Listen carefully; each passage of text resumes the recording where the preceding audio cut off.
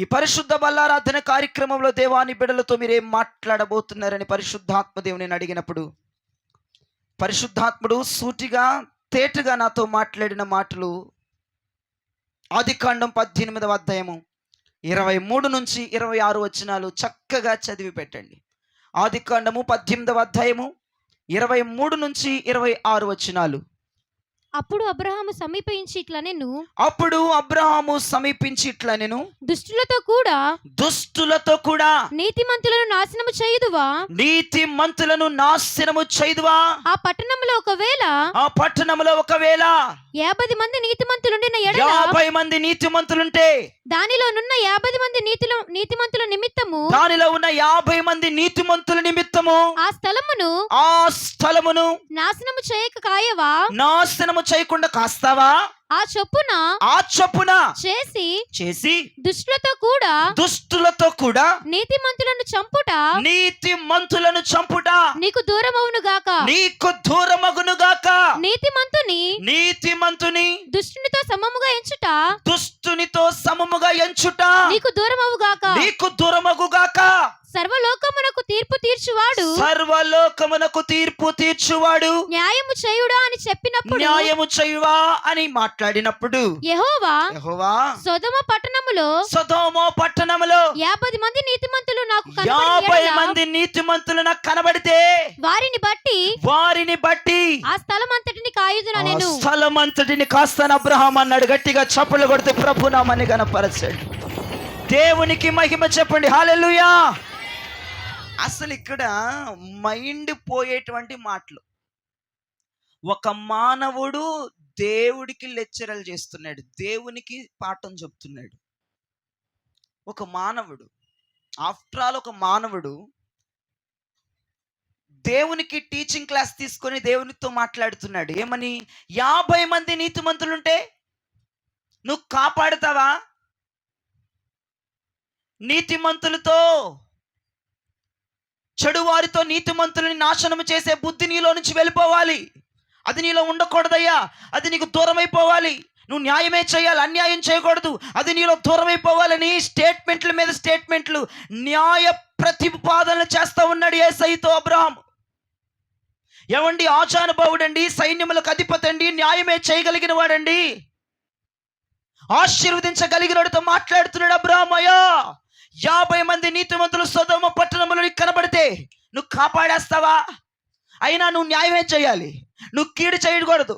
ఎందుకంటే నువ్వు ప్రభువి, రాజులకు రాజువి, ప్రభులకు ప్రభువి. నువ్వు కీడు చేయకూడదు, తప్పు, అది నీకు దూరమగునుగాక అంటున్నాడు. దుష్టులతో పాటు నీతిమంతులు ఒకవేళ నాశనం చేస్తావేమో, ఆ బుద్ధి నీలోంచి వెళ్ళిపోవునుగాక అని టీచింగ్ చేస్తున్నాడు దేవునికి. ఎంత గొప్ప విడ్డూరం అండి ఇది. చాలా నెలల నుంచి వాక్యం చెప్పాను, కానీ ఈరోజు లోతుల్లోనికి ప్రభు తీసుకువెళ్ళాడు. అబ్రహాము దేవునికి టీచింగ్ చేయడం, అబ్రహాము దేవునికి క్లాస్ తీసుకోవడం. నీకు అది దూరం అయిపోవాలి, ఇది దూరం అయిపోవాలి, ఈ బుద్ధి పోవాలి, ఆ స్వభావం పోవాలయ్యా. గబుక్కిని న్యాయస్తుల్ని కలిపేసి నాశనం చేసేస్తావేమో, దుష్టుల్ని నీతిమంతుల్ని కలగలిపి నాశనం చేస్తావేమో. ఆ బుద్ధి ఏదన్నా ఉంటే నీలోంచి వెళ్ళిపోవాలి, అన్యాయం ఏదో ఉంటే నీలోంచి వెళ్ళిపోవాలి, అన్యాయమైన తీర్పు నీలో ఉండకూడదు, అది తొలగిపోవాలి అంటున్నాడు. న్యాయ ప్రతిపాదన చేస్తున్నాడు దేవునితో. అప్పుడు దేవుడే ఉన్నాడు, ఒరే నువ్వు నాకు చెప్పేదేంట్రా బోడి, నువ్వు నాకు చెప్పేదేంటి అన్నాడా? అనలేదు. నువ్వు అనినట్లుగానే సొదొమలో 50 మంది నీతిమంతులు ఉంటే ఆ పట్టణాన్ని అంతా కాపాడుతున్నాడు. గట్టిగా చప్పలు కొట్టండి. హల్లెలూయా. ఆ పట్టణం అంతా కాపాడుతాను, ఆ పట్టణాన్ని అంతా దీవించేస్తాను, ఆ స్థలం అంతని అభిషేకిస్తాను, ఆ స్థలం అంతటిని ప్రతిష్ఠిస్తాను. నువ్వు అన్నట్లే 50 మంది నీతిమంతులను చూపించు నాకు. ఓకే, నీ మాట కిందికి వస్తాను. ఏమండి?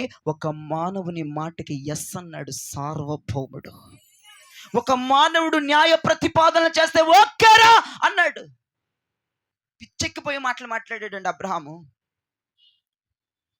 నేను అనుకున్నాను, ఈ మాటలు మాట్లాడితే దేవుని కోపం రావాలే, దూరమొగ్గాక, దూరంగా వెళ్ళిపోవును గాక, ఈ బుద్ధి తొలగిపోవును గాక, ఆ బుద్ధి నశించును గాక అంటున్నాడు. దేవుని వైపే చేయి చూపించి మాట్లాడుతూ ఉన్నాడు. నువ్వు న్యాయం చేసేవాడివి, న్యాయమే చేయాలి, అన్యాయం చేయొద్దు, నీతిమంతులు బలవకూడదు. దుష్టుల మధ్య నీతిమంతులు కూడా ఉన్నాడయ్యా.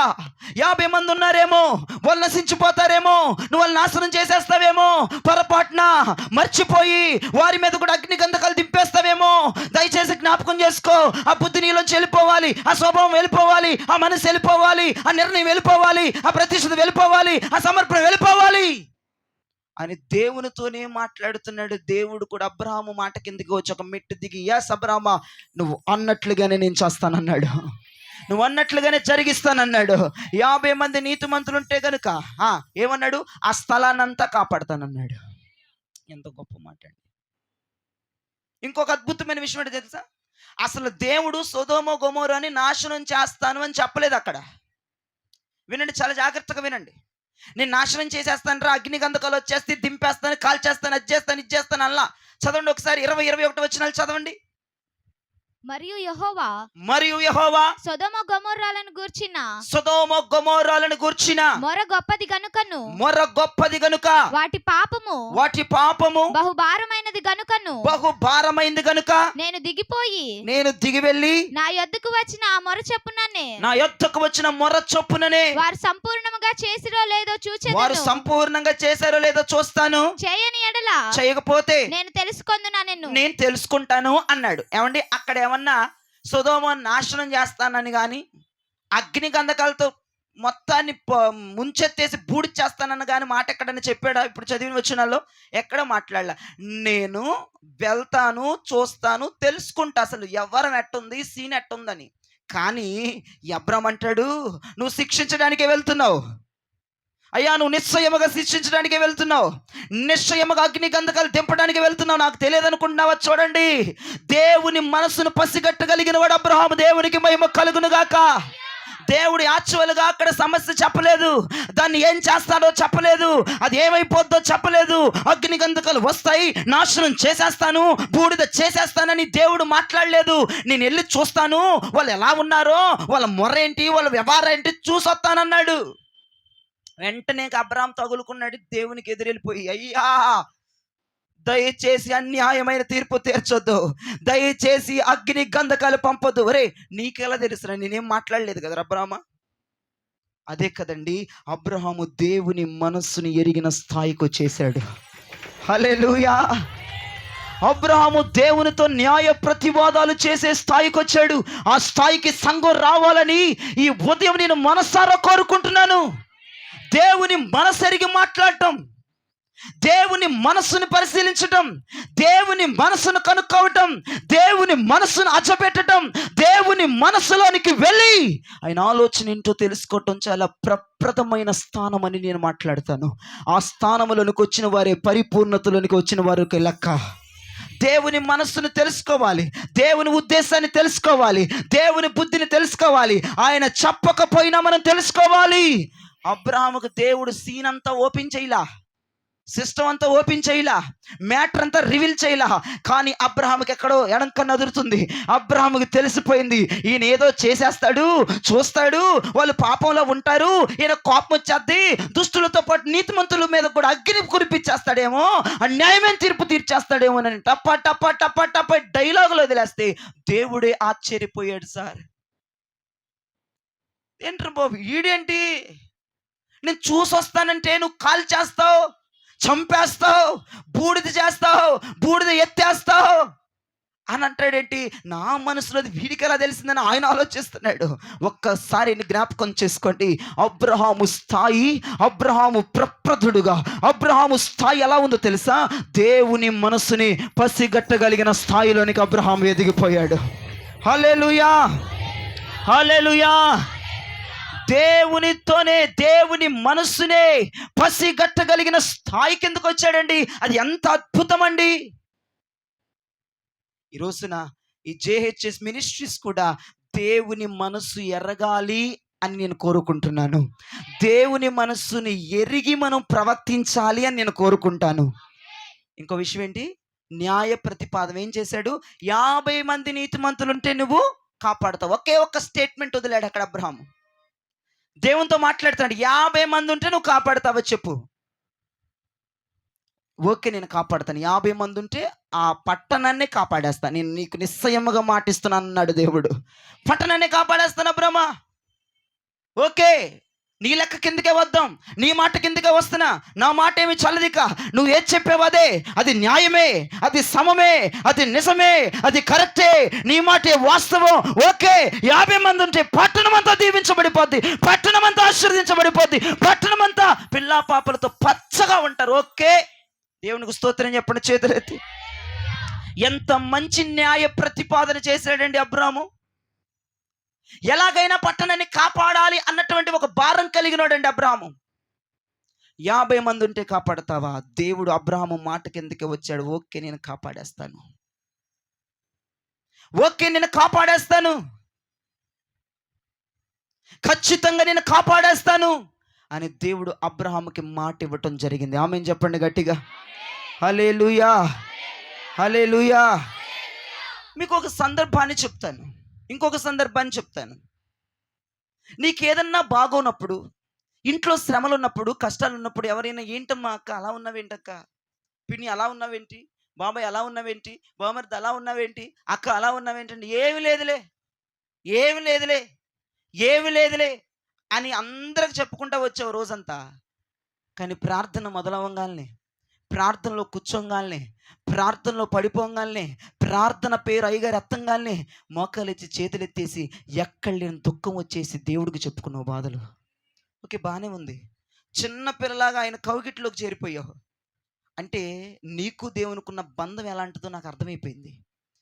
ఎవరికి నీ బాధలు చెప్పుకోవడానికి ఇష్టపడవు, ఎవరు అడిగినా బానే ఉన్నా అంటావు. కానీ ప్రార్థన సమయానికి వచ్చేటప్పటికి, ప్రార్థన అని అయ్యగారంటే ఇక కన్నుల్లో నుంచి కన్నీళ్ళు పడపడ కారిపోయి నేలంతా తడిసిపోద్ది, బైబిల్ అంతా తడిసిపోద్ది, బట్టలన్నీ తడిసిపోతాయి. అదే మరి రేంజు, దేవునికి నీకున్న రేంజు అదే, మనకి దేవునికి ఉన్న రేంజు. ఆయనకు మనం చెప్పలేకుండా ఏది దాయలేం. దేవునికి స్తోత్రం చెప్పండి. ఎవరికైనా బానే ఉందని చెప్తాం కానీ దేవునికి బానే ఉందని చెప్తామమ్మా? దేవునికి ఉన్నదంతా విప్పి చెప్తాం. దేవునికి స్తోత్రం. ఎవరికి చెప్పని విషయాలు కూడా దేవునికి చెప్పేస్తాం. ఎందుకంటే ఆయనకి మనకి బాండింగ్ అంత ఉంది, స్నేహ బంధం అంత ఉంది. అటువంటి బంధం, అటువంటి స్నేహం, అటువంటి అనుబంధం, అటువంటి ఆప్యాయత ఏదన్నా అనుకోవచ్చు. కానీ ఒకటి జ్ఞాపకం చేసుకుని, అక్కడ ఏం జరిగిందో తెలుసా? అబ్రహాము బాధలు అబ్రహాము దేవుడికి చెప్పట్లా, దేవుని భారమే, దేవుని బాధే అబ్రహాముతో పంచుకున్నాడు. గట్టిగా చప్పట్లు కొట్టండి. హల్లెలూయా, దేవునికి మహిమ కలుగును గాక. కానీ అబ్రహాముతో దేవుడు అన్నాడు, నా భారం నీకు చెప్పాలని ఉందిరా అబ్రహమా, నేను చూస్తే నా గుండెలో బాధ దాచుకోలేకపోతున్నాను. మనం ఎలా అంటాము, అయ్యా అందరికి బాగుంది అన్నాను కానీ నీ దగ్గర మాత్రం బాగుందని లేనయ్యా, నీ దగ్గరకు వస్తే అదేంటో ఆ పిచ్చి బంధం చెప్పేయాలనిపించేస్తుందని మనం ఆయనకి భారాలు చెప్పేసి మన భారం అంతా ఆయన మీద మోసేసిక ఎల్లకాలం ఈ భక్తి చేస్తే కుదరదు. దేవుని భారం ఏమన్నా పంచుకునేటువంటి కృప ఉందా? దేవుని బాధ్యత భారం ఏమన్నా తీసుకోగలిగిన మనసు ఏమన్నా ఏర్పడిద్దా? అది ఉన్నతమైన భక్తి లెవెల్ అని చెప్తున్నాను.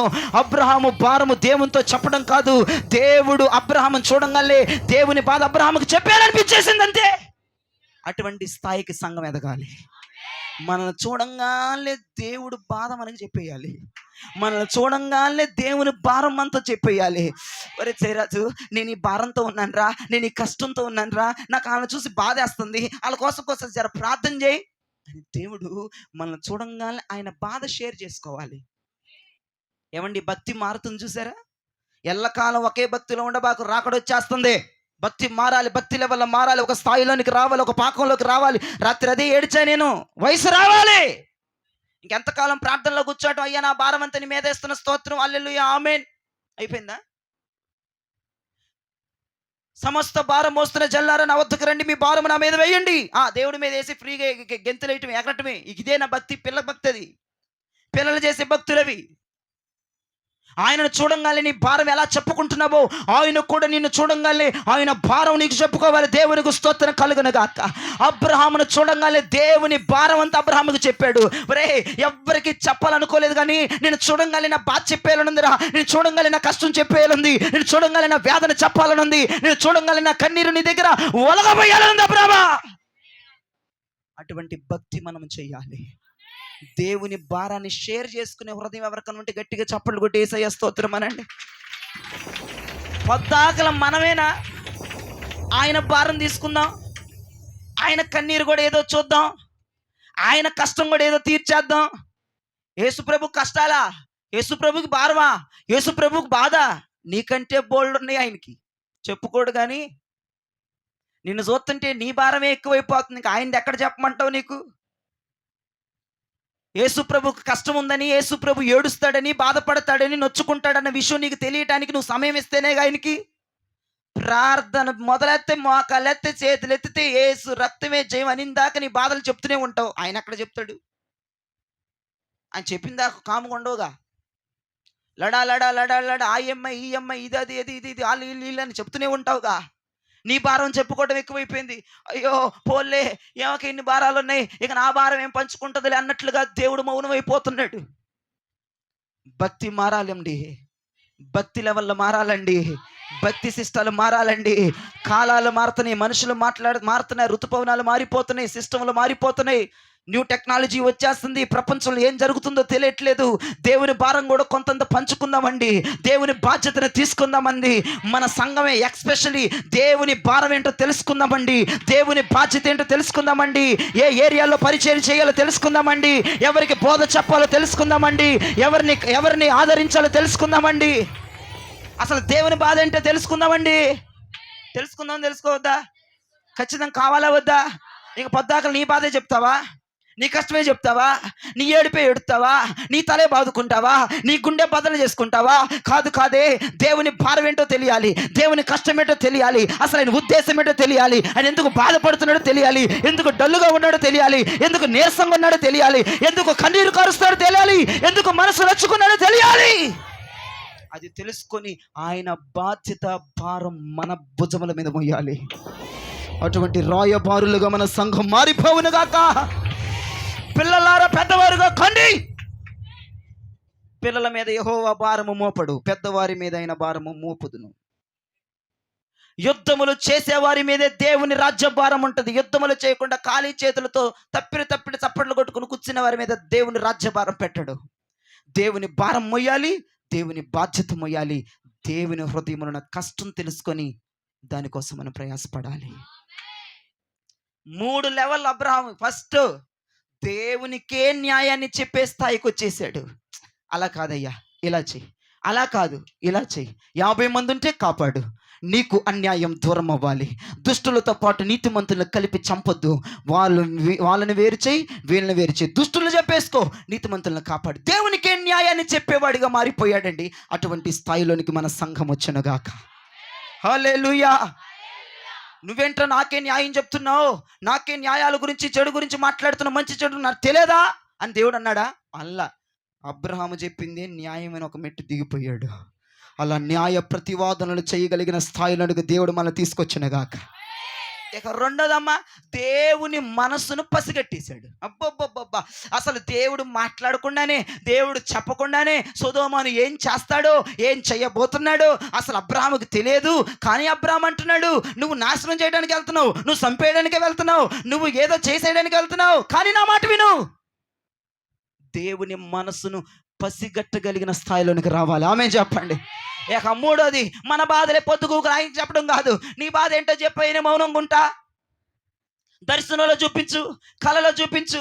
ఎక్కడ ఏ జనం మారాలి, నా కుటుంబంలో ఏం మారాలి, అసలు నేను ఎలా మారాలి, అసలు ఎందుకు నువ్వు బాధగా ఉన్నావు, ఎందుకు నువ్వు డల్గా ఉన్నావు, ఎందుకు నువ్వు సంతాపపడుతున్నావు, ఎందుకు మనసులో నొచ్చుకున్నావు, నాకేదో చెప్పు నాయనా. ఈ రోజున సంఘ పరిమితి మారాలి. ఆమేన్ చెప్పండి. దేవుని భారాన్నే, దేవుని బాధ్యతనే మోయగలిగిన పెద్దవారిగా మారిపోవాలి. ఏం మోస్తావులేండి అయ్య గారు, మా ఏ మోసుకోలేక సస్తున్నావు, ఇక సస్తావు, నీ మోసుకోలేక నీ పక్కన పడే, అవతల పడే, మొత్తాన్ని మూటగట్టి ఏదో నదిలో పడే. దేవుని భారం ఏంటో తెలుసుకో. ఇక పొద్దాకలి నీ భారం చెప్పుకుంటా ఉంటే నీ భారం పెరుగుతూనే ఉంటే తరగదు. చెప్పే కొద్ది వస్తానే ఉంటుంది, టన్నులు ఎక్కడి నుంచి వద్దో తెలియదు, ఆ ఏడుపు ఎక్కడి నుంచి వద్దో తెలియదు, ఆ బాధ, ఆ నొప్పి. కాసంత ఆగి మౌనంగా ఉండి ఆయన మనసులో ఉన్నది తెలుసుకో. ఆయన ఎందుకు సంతాపపడుతున్నాడో తెలుసుకో. నీదేమైనా తప్పుందా, ఇంటి వారిదేమైనా తప్పుందా, ఎక్కడన్నా ఏదైనా పరిచర్య జరగాల, పరిచర్యలు ఎక్కడన్నా ఆగిపోయినాయా, దేవుడి యొక్క ఉద్దేశం ఏంటో తెలుసుకో. దేవుని భారాన్ని కూడా కొంత తీసుకో. దేవుడు బాధ్యతను కూడా కొంత తీసుకో. దేవుడు కన్నీరులో నీ కన్నీరు యాకం చేయి. దేవుని ప్రయాసలో నీ ప్రయాస కొంత యాకం చేయి. దేవునికి స్తోత్రం చెప్పండి. ఈ 3 స్థాయిలో అబ్రహాము ఎలా ఉన్నాడమ్మా? ఎదిగిపోయాడు, గొప్ప స్థాయిలో ఉన్నాడు. ఏమండి, దేవునికి న్యాయ ప్రతివాదులు చెప్పేవాడిగా, దేవుని మనసులో ఏదుందో గమనించేవాడిగా, దేవుని భారాన్ని పంచుకునే స్థాయికి ఎదిగిపోయాడండి. ఈ 3 మాటలు దేవుడు నాతో మాట్లాడుతుంటే, అయ్యా మా సంఘం ఆ పాకానికి వచ్చేయాలి, అయ్యా మా భారాలు పక్కన పడేయాలి, మా పనులు పక్కన పడేయాలి, అసలు నీ భారం ఏంటో తెలుసుకునే పనిలోకి వచ్చేయాలి, నీ భారం ఏంటో తెలుసుకునే మూమెంట్లోకి వచ్చేయాలి, నీ భారం ఏంటో తెలుసుకునే కోటాలు మేము పెట్టుకోవాలి. హల్లెలూయా. మేము ఆ కోటాలు పెట్టాలి, మేము ఆ సభలు జరిగించాలి. దేవుని భారమును మోయగలిగే కూటం. వస్తారా కూటానికి? ఎంతమంది వస్తారు? నిజంగానే వస్తారా? ఏదో ఎత్తారు, చెయ్యుంది కదా అని, చెయ్యుంది కదా అని ఎత్తితే అంతే స్తోత్రం. అర్థమైందా? ఆలోచించు. దేవుని భారాన్ని పంచుకునే కూటం నిజంగానే పెట్టబోతున్నాం. అర్థమైందా? వచ్చినోడికి వచ్చినంత భారం, వచ్చినోడికి వచ్చినంత గుండె కోత.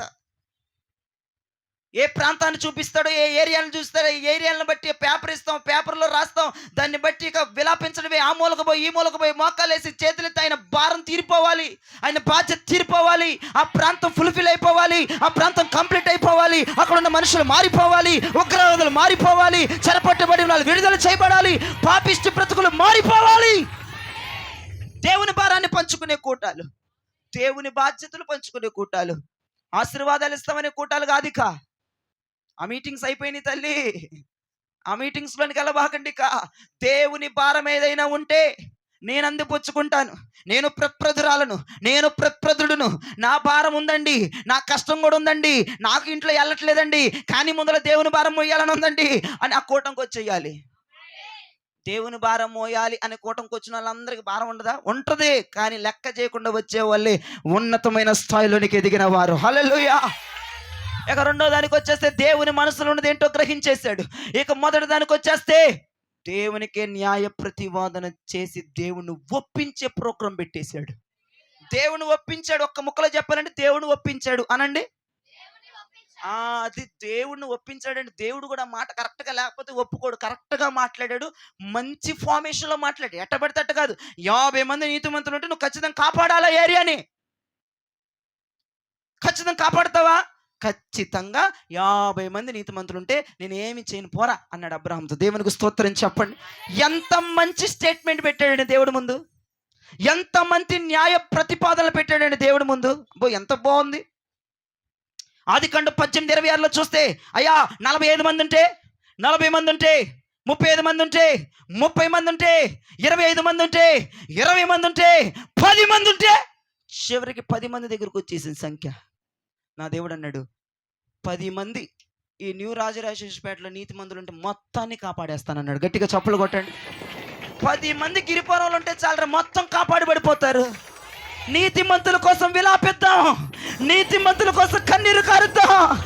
మచ్చలేని, డాగులేని, మలినం లేని నీతిమంతులు లగాలి. ఒక్క 10 మందిని సంపాదించు.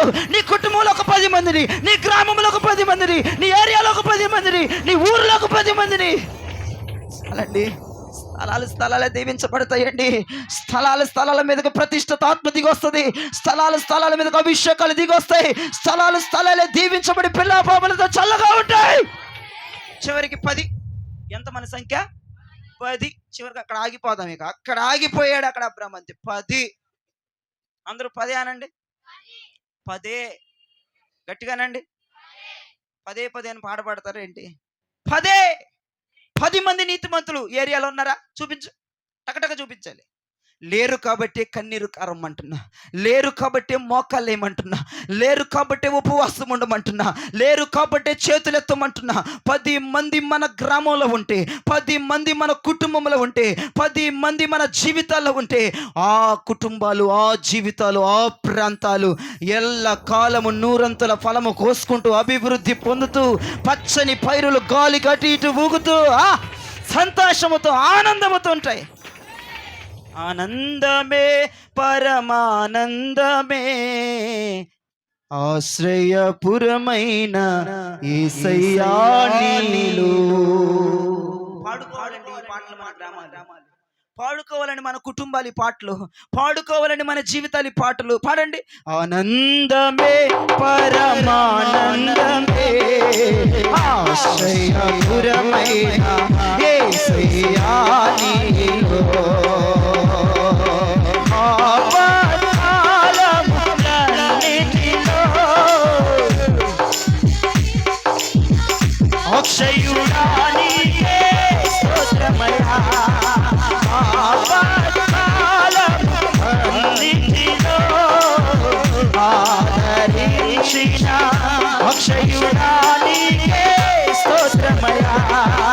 ఆనందమే ఆనందమే ఆశ్రయపురమైన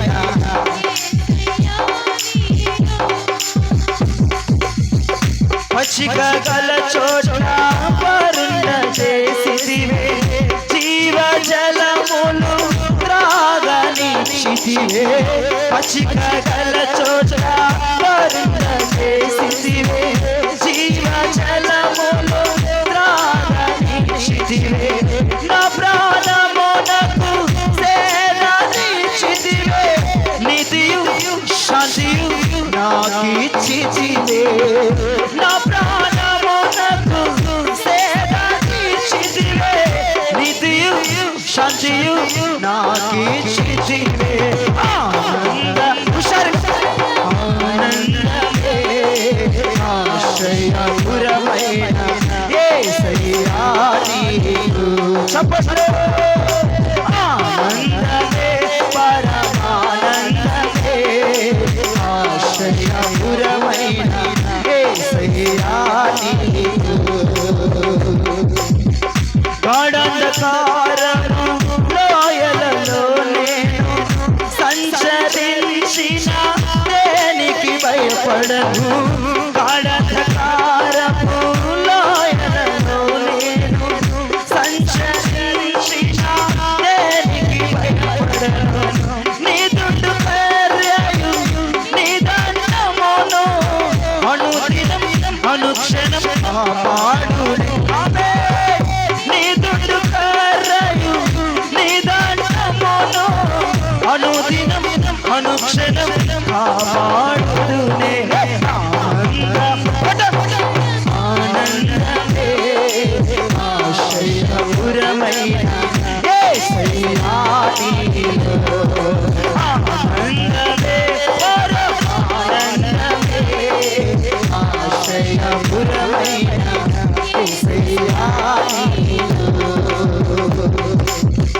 నా శత్రువులెదుటే నీవు నాకు విందును సిద్ధము చేశావు స్వామి. నా శత్రువుల ఎదుటే నీవు నాకు విందును సిద్ధము చేశావు. నీతో నేను నీ మందిరములో నివాసము చేసేద చిరకాలము. నీతో నేను నీ మందిరములో నివాసము చేసేద చిరకాలము.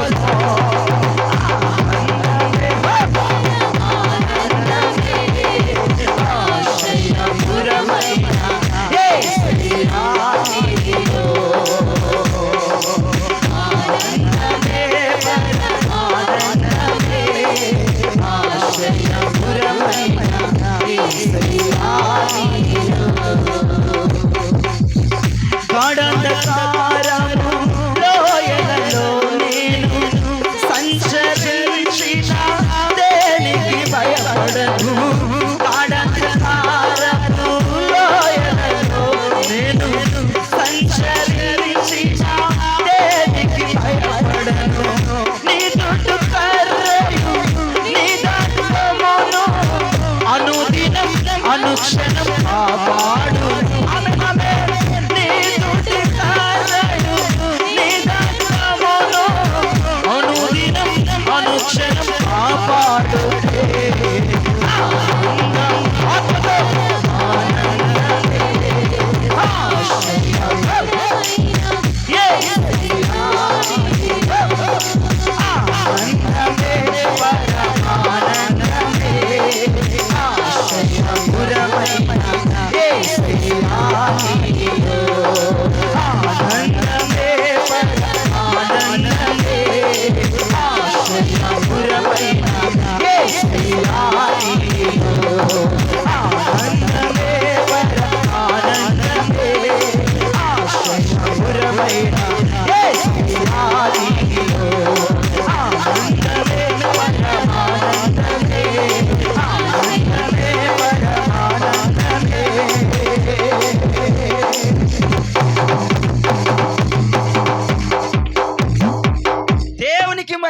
కలుగును గాక. 2 చేతులు గట్టిగా ఆమేన్ అనండి. ఈ పాటలన్నీ మనం పాడుకోవాలంటే మన గ్రామంలో ఎంతమంది? ఎవరో చాలు 10 మందికి దించేశాడు అబ్రాహాం దయ వల్ల. భయపడిపోయాం 50 అంటే. 50 కష్టంగానయ్యా, 10కి దించావు, స్తోత్రం. 10 మంది నీతిమంతులు ఉండేలాగా చూసుకుంటే చాలు. 10 మంది ఎక్కడుంటారో, విజ్ఞాపన పరులు కానీ, ప్రార్థన పరులు కానీ, ప్రతిష్ఠిత పరులు కానీ, త్యాగం చేసే బిడ్డలకు కానీ 10 మంది చాలు. గ్రామానికి ఒక 10, గ్రామానికి ఒక 10, పట్టణానికి ఒక 10, సందుకు ఒక 10, వీధికి ఒక 10 చాలు. ఎవరో? నీతిమంతులు. ఆ వీధి కాపాడబడిద్ది, ఆ పట్టణం కాపాడబడిద్ది, ఆ గ్రామం కాపాడబడిద్ది. ఇప్పుడు చెప్పండి, సౌలు లాంటి వాళ్ళు ఉగ్రవాదులు పౌలుగా మారిపోవాలయ్యా. నీతిమంతులు లేపే 10 మంది. న్యాయ ప్రతిపాదన ఏంటి అసలు? నీతిమంతులతో దుష్టుల్ని కలిపి జాయింట్ చేసి చంపకూడదు. అబ్రహాం బాధ అదే కదా. అబ్రహాం బాధ ఏంటి? దుష్టులతో నీతిమంతులు కలిపి చంపొద్దు, నీతిమంతుల్ని సపరేట్ చేయి. నువ్వు దుష్టులు ఏమన్నా చేసుకో, కండగా నరుక్కుంటావో, ఎముకలు ఎరిసేస్తావో, తర్వాత సంగతి, తర్వాత మ్యాటర్. దుష్టులతో నీతిమంతులను కలిపి శిక్షించొద్దు, దుష్టులతో నీతిమంతులను కలిపి దండించొద్దు, దుష్టులతో నీతిమంతులు కలపొద్దు, నీతిమంతులు సపరేట్ చేయి. అదే గోల అబ్రహాంది. సరే, దేవుడు కూడా అన్నాడు, నీతిమంతులు అంటే నేను ఏమి చేయనురా అబ్రహమా, నేను టచ్ కూడా చేయనురా, ఆ ప్రాంతం కాపాడుతానురా, పట్టణం అంతా కాపాడుతానురా అన్నాడు దేవుడు అక్కడ. కానీ కొన్ని సందర్భాల్లో దుష్టులతో పాటు నీతిమంతులను కూడా చంపేశాడు. ఏమండోయ్, సబ్జెక్టు మారిపోయింది అక్కడ. సబ్జెక్టు మారిందా, దేవుడు మర్చిపోయాడా, ఏమైంది? వాక్యం ఏంటి డిఫరెంట్గా కనపడుతుంది. ఆది కాండంలోనేమో నీతిమంతులుంటే నేను ఎవరిని ఏం చేయను అన్నాడు. కొన్ని గ్రంథాలు నేను పరిశీలిస్తే, కొన్ని వ్యక్తుల గురించి చదివితే నీతిమంతులను కూడా పాపం అన్యం పుణ్యం తెలియని వాళ్ళు కూడా దుష్టులతో కలిపి చంపేశాడు. అబ్రహాం ప్రతిపాదన ఏంటి? దుష్టులతో నీతిమంతులు కలపొద్దు, నీతిమంతులు వేరు చేయయ్యా, నీతిమంతులు సమర్పణ పరులయ్యా, వాళ్ళు ప్రతిష్ఠిత పరులయ్యా, వాళ్ళు ఉండబట్టే దేశం ఇలా ఉంటుందయ్యా, వాళ్ళు ఉండబట్టి నువ్వు మమ్మల్ని కాపాడుతున్నావు, వాళ్ళని సపరేట్ చేయి అంటే ఓకే అన్నాడు అక్కడ. మరి కొంతమంది జీవితాల్లో నీతిమంతులు కూడా ఎందుకు చనిపోయారు? కొంచెం ధ్యానం చేద్దాం, లోతులకి వెళ్ళి ధ్యానం చేద్దాం, మనకు అర్థమవుతుంది. 1 సమూయేలు గ్రంథం 31వ అధ్యాయం 6వ వచనం. కొంచెం లోతుల్లోకి వెళ్ళి ధ్యానం చేద్దాం. ఎందుకు దేవుడు దుష్టులతో నీతిమంతులను కూడా చంపేశాడు చూద్దామా. 1 సమూయేలు గ్రంథం 31వ అధ్యాయము 6వ వచనం.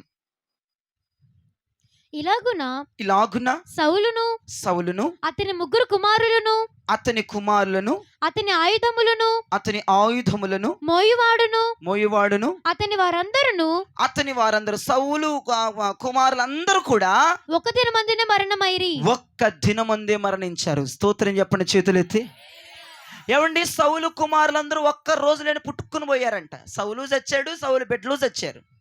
నేను అంటాను అండి, సౌలు కుమారులో ఒక్కడు కింగ్ అండి, ఒక్కడు మంచోడండి, ఒక్కడు సమర్పణ పరుడండి, ఒక్కడు ప్రతిష్ఠిత పరుడండి, ఒక్కడు అభిషేకించబడినోడండి, ఒక్కడు నీతిమంతుడండి, ఒక్కడు తెలివైనోడండి. ఎవడండి? యోనాతాన్ అండి. యోనాతాను కూడా చచ్చిపోయాడంటండి. ఇప్పుడు నాకు క్వశ్చన్, ఎందుకు దేవుడు యోనాతాన్ని చంపేశాడు? యోనాతాన్ని బతికించవచ్చుగా. అబ్రహాంతో అక్కడేం చెప్పాడు? నీతిమంతులుంటే నేను ఎవరు నేను చేయను, నీతిమంతులను సపరేట్ చేస్తాను, నీతిమంతులకు ప్రాణహాని జరగదు, నేను నీకు మాటిస్తున్నాను అబ్రహమా అని అక్కడ నిబంధన చేసింది దేవుడు. ఇక్కడ ఎందుకు యోనాతాన్ని చంపేశాడు? యోనాతాన్లో ఏ చెడుతనం ఉంది? ఉగ్రవాదం చెప్పుకుందామా, వ్యతిరేకవాదం చెప్పుకుందామా, సోమరపోతాడని చెప్పుకుందామా, మూర్ఖుడని చెప్పుకుందామా, లంచగొండగాడని చెప్పుకుందామా, దొంగని చెప్పుకుందామా, లోబని చెప్పుకుందామా? ఏ పాపము కనిపెట్టలేమే. యోనాతాన్లో నమ్మకంగా ఉన్నాడు, నీతిగా ఉన్నాడు, యథార్థంగా ఉన్నాడు, దావీదుతో స్నేహం చేస్తున్నాడు. ఇప్పుడు చెప్పండి గట్టిగా ఆమేన్. గట్టిగా చెప్పాలి. యోనాతాన్ ఎవరితో స్నేహంలో ఉన్నాడు? దావీదు ఎవరు? యెహోవా చేత అభిషేకించబడినాడు దావీదు. యెహోవా చేత అభిషేకించబడినోడితో సహవాసం అండి యోనాతాన్ది. యెహోవా చేత ప్రతిష్ఠించబడిన వాడితో ముచ్చట్లండి యోనాతాన్ది. యోనాతాను మామూలుడు కాదు, దావీదు యొక్క స్నేహితుడుగా మారిపోయాడు. దావీదుని ఒక్క మాటలో చెప్పాలంటే ప్రాణానికి ముడేసుకున్నాడు. అట్టగుంది యోనాతాను జీవితం. ఎందుకు యోనాతాన్ని దేవుడు చంపేశాడు? ఎవరైనా చెప్తారా? యోనాతాను చావాల్సిన అవసరమే వచ్చింది. అసలు అతను నీతిమంతుడు కదా, దేవుడు ఎందుకు చంపాడు? ఆయన ఒక్కరిని మిగిల్చి మిగతా అందరిని లేపేయొచ్చుగా. ఒక ప్రతిష్ఠితపరుడితో స్నేహంలో ఉన్నాడు యోనాతాను. ఒక అభిషేకించబడినోడితో స్నేహంలో ఉన్నాడు యోనాతాను. రేపో మాపో రాజసింహాసనంలో కూర్చోబోయేవాడితో స్నేహంలో ఉన్నాడు యోనాతాను. ఇద్దరు ఎంత మంచి స్నేహితులు అంటే ఒక్కొక్కరికి మధ్యలో గాలి దూరనంత సందు కూడా లేదు. అంత గొప్ప స్నేహితులు వాళ్ళిద్దరు, అంత గొప్ప స్నేహితులు. దావీదుతో స్నేహం చేసి యోనాతానికి కూడా దావీదు మీద ఉన్న అభిషేకం వచ్చింది, దావీదులో ఉన్న ప్రతిష్టత వచ్చింది, దావీదులో ఉన్న సమర్పణ వచ్చింది, దావీదులో ఉన్న రోషం వచ్చింది, దావీదులో ఉన్న కస వచ్చింది, దావీదులో ఉన్న మంట వచ్చింది. బా, మామూలుగా లేడండి యోనాతాను. అలాంటోడు చచ్చిపోయాడండి. నాకు అదే కొడుతుంది. ఏంటయ్యా నువ్వేమన్నా మర్చిపోయావా? కాదు కాదు, తప్పు, ఆ మాటే తప్పు. దేవుడు మర్చిపోడు. వాగ్దానం చేసినోడు నమ్మదగినోడు మర్చిపోడు. అక్కడ నీతిమంతులుంటే కాపాడుతానన్న దేవుడు ఇక్కడ నీతిమంతుల్ని దుర్మార్గులతో కలిపి చంపేశాడేంటి? సబ్జెక్ట్ అంతా వెరైటీగా ఉందేంటి? దేవుడికి ఏమన్నప్పుడు ఏమైనా మతిమరుపు వచ్చిందంటామా? దేవుడు ఏమైనా మర్చిపోయాడు అందామా? అది చెప్పి అబ్రహాముకి చెప్పి కొన్ని వందల సంవత్సరాలు అయిపోయింది అందామా? ఏమని చెప్పగలం? ఏం చెప్పలేమే, ఆయన ఏమి అనలేమే. అలా ఎందుకు చేశాడు అంటే ఒక చిన్న లాజిక్ చెప్తా వినండి. యోనాతాను నీతిమంతుడే కాదా? చెప్పండి ఇప్పుడు మీరు. ఎవరితో సహవాసంలో ఉన్నాడు? ఎవరితో ఫ్రెండ్షిప్లో ఉన్నాడు? ఎవరితో మాట్లాడతాడు? ఎవరితో కలిసి కూర్చుంటాడు? ఎవరితో తింటాడు?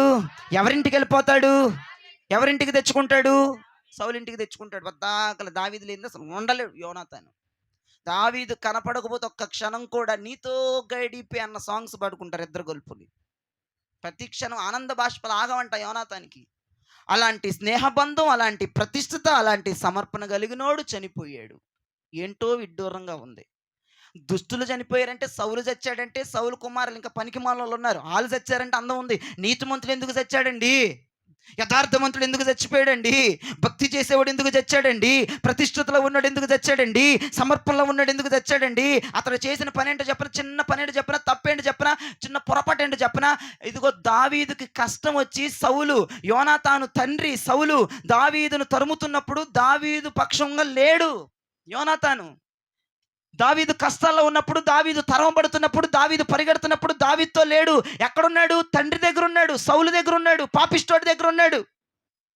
ఓకే, ఇలా కూడా మాట్లాడుకుందాం. తండ్రి దగ్గర ఉన్నాడంటే ఈడు పుట్టుకుని చస్తాడు, ఈడి మీదకు పద్దాకల దయ్యం వస్తుంది, ఈడు సత్తే మా దావీదుని కూర్చోబెడదామన్న మైండ్ సెట్తో ఉన్నాడనుకున్నాం. సెంటిమెంట్లు పనికిరావు అక్కడ. యోనాతాను దావీదుతో ఒక నిబంధన చేశాడు. అనండి ఒకటి మాట. యోనాతాను దావీదుతో నిబంధన చేశాడు అనండి. నిబంధన చేసినోడుతోనే కలవాలి, నిబంధన చేసినోడుతోనే ఉండాలి, నిబంధన చేసినోడుతోనే చావాలి. కానీ ఇక్కడ చిన్న పొరపాటు వచ్చింది. దావీదుని సౌలు విషపు చూపులేసి దావీదును తరుముతుంటే, తరుముతున్న ప్రాసెస్లో యోనాతాను లేడు, దావీదు పక్కన లేడు, దావీదుని ధైర్యపరిచే విధానం లేదు, దావీదు చేయి పట్టుకునేది లేదు, తండ్రి దగ్గర ఉండిపోయాడు. ఇతను ఆలోచన ఇతను అనుకుంటలే, మా నాన్న ఎట్టక సత్తాడు, వీడికి బీపీ రేస్ అయిపోయి వీడి పేగులని బయటకు వచ్చేయాలి, వీడు దుర్మార్గుడు, వీడు పాపిస్తాడు, వీడు దిక్కుమాలాడు, వీడి నరాలు పోతాయి, ఖచ్చితంగా దావీదు మీద కన్నేశాడు, నా స్నేహితుడి మీద కన్నేశాడు, యెహోవా అభిషేకించినోడి మీద కన్నేశాడు, అయిపోతాడు నా తండ్రి, వీడు అయిపోతే ఆయన తీసుకెళ్ళి పట్టాభిషేకం చేపిద్దామన్న ఉద్దేశంతో ఉన్నాడు అనుకుందాం. సెంటిమెంట్లు పనికిరావు దేవునికి. సెంటిమెంట్ డైలాగులు పనికిరావు. మా అమ్మండి, మా నానండి, మా చెల్లండి, మా పిన్నండి, మా లడ్డు అండి, మా సీటీ అండి, పోతావు వాళ్ళతో కలిసి. ఇక నిబంధన ఎవరితో చేసావు? ఆఖరి వరకు వాళ్ళతోనే ఉండాలి. స్తోత్రం చెప్పండి. నిబంధన ఎవరితో ఉంది? నీ అడుగులటు పడాలి. నిబంధన ఎవరితో ఉంది? నీ వాళ్ళ పక్కనే ఉండాలి. నిబంధన ఎవరితో ఉంది? వాళ్ళతోనే సహవాసం చేయాలి. నిబంధన ఎవరితో ఉంది? గాలి దూరనంత సందు లేకుండా వానితోనే ఏకబంధం అయిపోవాలి. ఎందుకు గ్యాప్ వచ్చింది? మా అమ్మండి, మా నానండి, మా తాత అండి, సెంటిమెంట్లు వద్దండి. అక్కడ సెంటిమెంట్ డైలాగులు యోనాతానికి ఉపయోగపడలేదండి. దుష్టుడితో ఉంటావా? నీ ప్రాణ స్నేహితుడు కష్టాల్లో ఉంటే నీ తండ్రి, నీ సొంత తండ్రి అతన్ని కష్టాలు పాలు చేస్తుంటే అతని పక్షాన నిలబడక, అతనితో పాటు పరిగెత్తత, అతను చెయ్యి పట్టుకొని ధైర్యం చెప్పి నీవు కూడా అతనితో ఉండక నువ్వు తండ్రి దగ్గర ఉంటావా, దుష్టుడితో ఉంటావా? ఇదిగో ఒక్క మాట చెప్పనా, దుష్టులకి నీతిమంతులు వ్యతిరేకంగా ఉండాలి, వేరుగా ఉండాలి. ఇప్పుడు జరుగుతున్న పరిస్థితి ఏంటో తెలుసా? దుష్టులతో కలిసిపోతున్నారండి నీతిమంతులు. మరి చంపకుండా ఏం చేయమంటావు? అది కదా అక్కడ చెప్పేది బోధ. ఇప్పుడు దుష్టులతో చేయగలిపి దుష్టుల పక్కన కూర్చొని దుష్టులతో ఉంటా, మా నానండి, మా అమ్మండి, మా చెల్లండి, మా అక్కండి, మా అత్తండి, సెంటిమెంటల్ డైలాగులు కాదు. ఆడు దుష్టుడా, నువ్వు నీతిమంతురాలువా, దుష్టుడితో కలిసావా పోతావు. నీ నిబంధన ఎవరితో చేసావు? మందిరంలో ఎవరికి మాటిచ్చావు? ఎవరితో వాగ్దానం చేసావు? ఎవరికి వస్తానన్నావు? ఎవరికి ఇస్తానన్నావు? ఎవరికి నమ్మకంగా ఉంటానన్నావు? ఎవరి పాదాలు పట్టుకుంటానన్నావు? ఏ అగ్నితో నింపబడతానన్నావు? ఏ అభిషేకంతో నింపబడతానన్నావు? ఏ సమర్పణతో ఉంటానన్నావు? ఏ ప్రతిష్టతో ఉంటానన్నావు? దేవునికి ఇచ్చావు మాట. నీళ్ళని చెప్తావేంటి సాకులు? దేవునితో మాట్లాడావు, దైవజనుడికి మాట ఇచ్చావు, బలిపిట్ట ముందు మాట్లాడావు, నువ్వు దేవునికి మాట ఇచ్చావు. సెంటిమెంట్ డైలాగులు కుదరవు. మా పిన్ని గారు వద్దన్నారండి. పిన్ని గారితో వెళ్ళండి, టికెట్ కన్ఫర్మ్ చేసుకొని నరకంలోకి. పిన్ని గారు అటేనండి వెళ్ళేది. మా బాబాయ్ గారండి ఇప్పుడు అదంతా వద్దన్నారండి, క్షణిక ఆవేశం చేత తీసుకున్నావులేవే నిర్ణయం, మానే అన్నాడండి. అందుకే మా బాబాయ్ గారు కన్ఫర్మేషన్లో ఉన్నాడు. నీ టికెట్ కూడా కన్ఫర్మ్ చేయమని అయిపోయింది సీన్. ఇది నీ బతుకు క్లోజు. సెంటిమెంట్లు వేసుకుంటా ఉండి దేవుడికి ఇచ్చిన మాటలు నిర్లక్ష్యం చేసావంటే దేవునితో నిబంధన చేసావు, బలిపీఠం పట్టుకుని నిబంధన చేసావు, దైవజనుడి ఎదుటి నిబంధన చేసావు. ఆషామాచి అనుకుంటున్నావా? దుష్టులతో కలిసిపోయి, దుష్టులతో కలవడికిపోయి, వ్యతిరేక స్వభావాలతో కలిసి మాట్లాడుతున్నావు. పైపెచ్చు సెంటిమెంట్ డైలాగులు, సెంటిమెంట్ ఏడుపులు. వర్కౌట్ అవ్వమండి. జయరాజు గారి దగ్గర వర్కౌట్ అవుతాయేమో కానీ దేవుని దగ్గర అస్సలు మాత్రం వర్కౌట్ అవ్వవు. యోనాతాను కూడా తునకల చంపవతలేశాడు దేవుడు. అంతే. నువ్వు ప్రతిష్ఠిత పరుడైతే నాకేంటి, సమర్పణ పరుడైతే నాకేంటి, దుష్టుడితో ఉన్నావు కాబట్టి నువ్వు కూడా దుష్టుడివే, సావు అన్నాడు. ఆ సమయంలో సౌలుతో ఉండపోతే ఎంత బాగుండో కదా యోనాతాను. ఆ సమయంలో తండ్రి పక్షం నిలబడిపోతే ఎంత బాగుండో కదా. ఆ సమయంలో తండ్రి దగ్గరే ఉండి తండ్రికి మజ్జిగిచ్చుకుంటా, పాలిచ్చుకుంటా, టీ ఇచ్చుకుంటా ఉండకపోతే బాగుండు కదా. కష్టాల్లో ఉన్న దావీదు దగ్గర ఉంటే బాగుండు కదా. అసలు నిబంధన ఆయనతో చేశాడు కదా. వీడు పోతే పోయాడు, దుర్మార్గుడు వీడు. తండ్రి ఇంకేమన్నానా? అయ్యో అయ్యగారు మీరేంటి ఇలా బోధ చేస్తున్నారు, సొంత తండ్రి అండి, లేకపోతే ఎలా? అందుకే చచ్చాడు. అందుకే నాకు సెంటిమెంట్లో తండ్రి, చెల్లి, అక్క ఏమని ఉండదు నాకు. ఇక దేవునితో నాకు నిబంధన అనండి గట్టిగా ఒకసారి. సెంటిమెంట్లు చెప్పొద్దు. ఇక నిబంధన నీకు దేవునితో. సెంటిమెంట్ డైలాగులు తుడిచేయి. సెంటిమెంట్లు దేవుని దగ్గర వర్కౌట్ అవ్వవు. కాకమ్మ కబుర్లు అసలు మాత్రమే వర్కౌట్ అవ్వవు.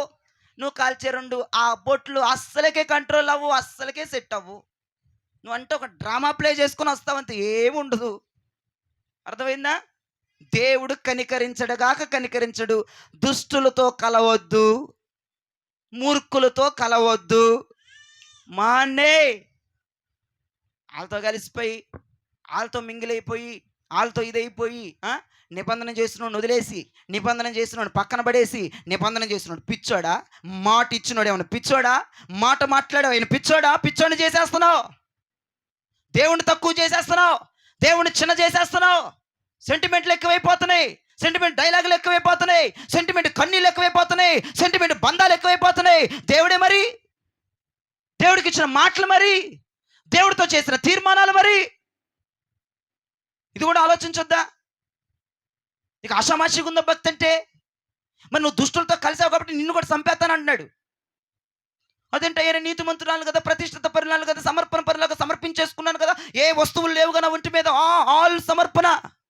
ఏమి లేదు, దుష్టులతో కలిసావు ఒకటి పోతావు. అయ్యా దుష్టుడు కాదయ్యా, నా తండ్రి అయ్యా. పోతావురా బాబా, ఆడు దుష్టుడు. నీ తండ్రి అయితే సెకండరీ, ఆడు ఫస్ట్ దుష్టుడు. నాకు సెంటిమెంట్లతో మాట్లాడట్లా, వాడు దుష్టుడా కాదా చెప్పు నువ్వు. అవును ప్రభు దుష్టుడే, నువ్వు కూడా దుష్టుడే పో అన్నాడు. ఒక్క మాట చెప్తున్నాను, యోనాతానుని జ్ఞాపకం చేసుకొని. నీతిమంతుడు చనిపోయాడు ఎందుకు? దుష్టులతో కలిశాడు. నేను ఇప్పుడు అంటాను, నిబంధన చేసిన వాళ్ళతోనే మన జీవితాంతం ట్రావెల్ చేయాలి. ఆమె చెప్పండి. నిబంధన ఎవరితో చేస్తావు వాళ్ళతోనే బతకాలి.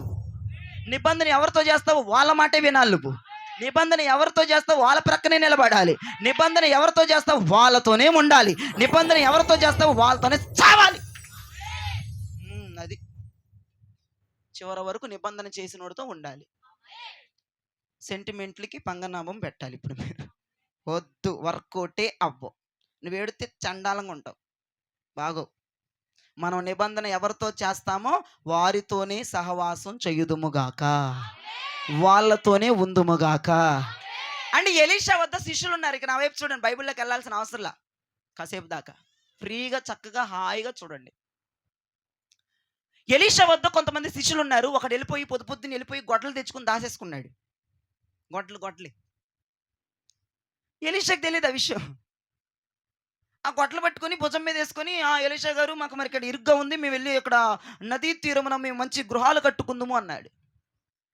ఎలీషా బిత్రపోయి చూస్తున్నాడు, ఈడు ఎక్కడికి వెళ్ళాడు, గొడ్డలు ఎవరుతరా, ఎక్కడికి పోయి ఎవరో తెల్లవారుజాము నాకు చెప్పకుండా ఎవడ కొంపలో పడిపోయి ఎరువు తెచ్చుకున్నాలే 200 రూపాయలు అద్ది సాయంత్రం ఇచ్చాడు వాడికి. మేము ఇక్కడ ఉండమయ్యా, ఇరుగ్గా ఉంది ఈ కొంప, మేము విశాలమైన కొంప కట్టుకుందాం. చూసారండి, నిబంధన చేసిందేమో ఎలీషాతో. గొడ్డలకి వెళ్తానన్న విషయం నాకు తెలియదు, గొడ్డలు తెచ్చుకున్నాడన్న విషయం తెలియదు, ఆ కొంప మార్చేస్తున్నాడన్న విషయం తెలియదు, కొంతసేపట్లో మాలు నరుకుతాడన్న విషయం తెలియదు. అది తీసుకొచ్చి హాయిగా ట్రంప్ పెట్టులో దాసించాడు. ఎంత పాపిష్ట వ్యవహారాలు! నిబంధన చేసినోడికి చెప్పకపోవటమా, నిబంధన చేసినోడితో డిస్కస్ చేయకపోవటమా, నీ సొంత పనులు నువ్వు చేసుకోవటమా, దైవజనుడికి తెలియకపోవటమా, నువ్వెవరితో నిబంధన చేసావు, దేవునితో నిబంధన చేసి కూడా నీ సొంత ప్రయత్నాలు చేసుకుంటూ పోతే ఊరుకుంటాడు అనుకున్నావా? నువ్వేది చేసినా నిబంధన చేసిన వాడికి తెలియాలి. అనండి గట్టిగా మాట, నేను ఏది చేసినా నిబంధన చేసిన వాడికి తెలియాలి. అనండి. నువ్వు గొడ్డలు తెచ్చినా, నువ్వు ఎరువుకు తెచ్చుకున్నా, నువ్వు అద్దెకు తెచ్చుకున్నా, నువ్వు కొంపే మారుతున్నా చెప్పాలి. ఎక్కడ మారుతున్నారు, ఎక్కడున్నారు, బుడుగును పోయారా, అయిపోతారు. దేవుని స్తోత్రం. ప్రార్థన చేయించుకోవాలి కొంపలోకి వెళ్ళేటప్పుడు. కొత్త కొంపలు అర్థమైందా? తప్పితక్క వెళ్ళిపోయి దిగేసి రాయి అన్నామని నేను రాను. నిబంధన చేసిన వానికి తెలియాలా తెలియొద్దా? తెలియాలి. తెలియకుండా గొడ్డలు తీసి దాచుకుంటే పోతావు. వెళ్ళిపోయాడు, మానులు అడుగుతున్న యోర్దాను నదిలో పడిపోయింది గొడ్డలే. ఎందుకని చెప్పలో పట్టుకొని పట్టపట్ట పీకేయాలి. అసలు ఎలీషా పీకల. ఏలినవాడు ఏంటి, ఏలినవాడు ఇప్పుడు గుర్తొచ్చాడా ఏంటి చెప్పండి? నా గొడ్డలి అదిగో యోర్దాను నదిలో పడిపోయింది అయ్యా, అది ఎరువుకు తెచ్చుకున్నాను, అద్దెకు తెచ్చుకున్నాడు అని చంపేస్తాడయ్యా. మరి పాపిస్తాడు, మరి నాకు తెలియకుండా చేత తిట్టగా ఉంటుంది. నిబంధన ఎవరితో చేసావరా? ఎలీషా తనండి, గట్టిగా చెప్పండి. నిబంధన ఎవరితో చేసావరా? వాగ్దానం ఎవరికి ఇచ్చావరా? ఎవరితో ఉంటానన్నావరా? ఎవరి మాట వింటానన్నావరా? ఎవరి మాట ప్రకారం నడుస్తానన్నావరా? ఎవరి దృష్టిని తీసుకుంటానన్నావరా? ఎవరి ప్రవక్తను అనుసరిస్తానన్నావరా? ఎవరి వినికిడి చేత నడుస్తానన్నావరా? మరి ఏంట్రా?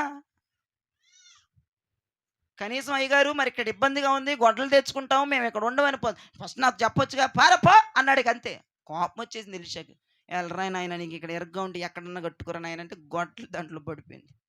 ఎలీషా లేకపోతే మళ్ళీ గొడ్డలు రాదు. మళ్ళీ అన్నిటికి కావాలి నిబంధన చేసేవాళ్ళు. నీ సొంత ప్రయత్నాలు చేస్తావు, సొంత పనులు చేస్తావు, ఫెయిల్ అయిపోతూ ఉంటావు. ఎందుకు వచ్చిన గోల్ ఇదంతా? నిబంధన చేసిన వాడికి తెలిస్తే ఎంత బాగుంటుంది ఆ పని. నిబంధన చేసిన వాడికి తెలిస్తే ఎంత బాగుంటుంది. అసలు నిబంధన చేసిన వాడికి ఆ పని చెప్తే అది అవునా కాదా, ఉన్నదా లేదా, కరెక్టా కాదా, మంచా కాదా చెప్తాడుగా, బాగుంటుంది కదా. నువ్వు గొట్టలు తెచ్చుకోవడం ఎందుకు, 200 రూపాయలకు ఆ గొట్టలు యోర్దాను నదిలో పడిపోవడం ఎందుకు, నువ్వు తిప్పలు పడిపోవడం ఎందుకు, నువ్వు గుండెలో బాధ వేసుకోవడం ఎందుకు, నీ మీద ప్రాణ ఇక చచ్చిపోయే పరిస్థితికి వెళ్ళిపోవడం ఎందుకు, మళ్ళా ఏలిన వాడని మా దగ్గరికి రావటం ఎందుకు? అదేదో ముందలే గొడ్డలు కొనకముందే, గొడ్డలి ఆ యోర్దాన్లో పడకముందే, ఎరువుకు తెచ్చుకోముందే, వాడి నిన్ను చంపకముందే మా దగ్గరకు వచ్చి ఉంటే ఆ గొడ్డలి కాదు మా దగ్గర ఉన్న ఆయుధాలు ఇచ్చేదముగా. ఎలీషా వద్ద ఉన్న ఆయుధాలు వీడికి పనికి రాలేదు, కానీ బయట వాడు ఆయుధం పనికి వచ్చింది వీడికి, పనికి మాలోడికి. ఎవరితో నిబంధన చేసావో వాడి ఆయుధములే వాడాలి. బయట ఆయుధములు ఎరువు పుచ్చుకోవడానికి వీలు లేదు. దేవునికి స్తోత్రం, హల్లెలూయా. దైవజనుడితో నిబంధన చేస్తే దైవజనుడి వద్ద ఆయుధాలు ఉన్నాయి, దైవజనుడి ఆయుధాలే వాడుకోవాలి. దేవునితో నిబంధన చేస్తే దేవుని దగ్గర కొన్ని స్పెషల్ ఆయుధాలు ఉన్నాయి, అవి మాత్రమే వాడుకోవాలి. మాకు ఇవేమీ సెట్ అవ్వట్లేదండి, సమర్పణ అంటాడు, ప్రతిష్ఠత అంటాడు, ఏడుపు అంటాడు, మోకాళ్ళు అంటాడు, చేతులెత్త మాకు ఈ గొడ్డలొద్దు ఏమొద్దని బయట తెచ్చుకున్నాం అనుకో, సుఖం కాస్త కష్టమైపోయి కూర్చుంటుంది. అర్థమైందా? సుఖానికి పోతే కష్టాలు పాలైపోతారంటే ఇది ఖచ్చితమైన వాస్తవం. ఇది ఒకటి నువ్వు శాశ్వత కాలం నిబంధన చేసిన వాడితోనే సహవాసం చేయాలి. 2, నువ్వేది చేసినా నువ్వు నిబంధన చేసిన వానికి మొదటిగా తెలియచేయాలి. లేకపోతే పని అయిపోద్దండి, కుదరదు. ఋతుమత, నీ దేవుడే నా దేవుడు, నీ ప్రజే నా ప్రజ. నీవు నివసించిన, మళ్ళీ వేరే చోట కాదు, నీవు నివసించిన చోటే నేను నివసించేదను, నీవు చచ్చిన చోటే నేను చచ్చుదును, నీవు పాతి పెట్టబడుతు చోటే నేను పాతి పెట్టబడుదును. టోటల్ నిబంధన అయిపోయింది. అత్తను వదిలిందా? చివరి వరకు వదలలేదండి. అలా ఉండాలండి నిబంధన అంటే. దేవునికి స్తోత్రం కలుగునగాక. అత్తతో నిబంధన చేసి చెల్లితో వెళ్ళిపోయే క్యారెక్టర్ కాదు ఋతుదే. నువ్వు కూడా దేవునితో నిబంధన చేసి, అయ్యగారితో నిబంధన చేసి ఏంటో దుష్టులతో కలిసిపోతున్నావు, దుష్టులతో కలవడిపోతున్నావు, వ్యతిరేక వాడితో నీకేం పనమ్మా? మాట నిన్నోడితో నీకేం పని? కామకుండా ఆడు మాట ఎండో, వాడు వ్యతిరేకుడు, వాడు మూర్ఖుడు, ఆడితో మీకేం పని?